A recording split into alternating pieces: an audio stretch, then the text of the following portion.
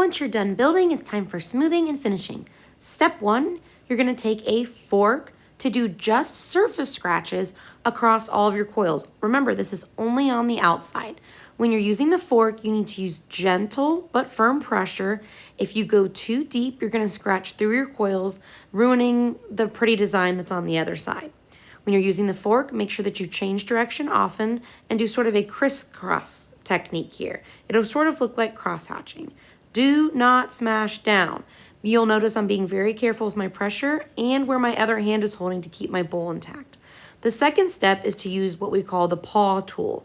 It is a wooden tool and it kind of is just a little bit finer than the fork, but it's the same exact process. On to the lid step.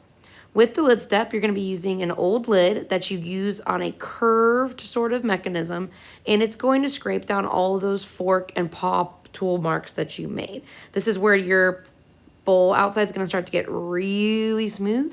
Notice how I barely have any scraps because our goal is not to remove clay. Our goal is to distribute clay to fill in gaps to make a nice smooth outside.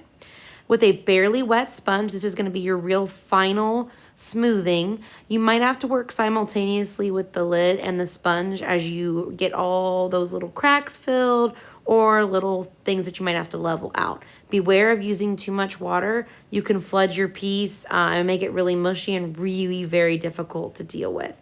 This might take you the most time as it's your last part of smoothing.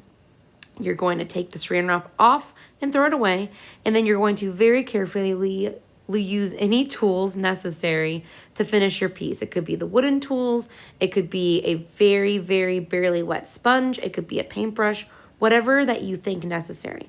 When you're finished with your project, you're actually going to put it back on the styrofoam form without saran wrap, put it inside of a bag without any paper towels, and put it on your class shelf so that it can dry for about a week before we put it in the kiln.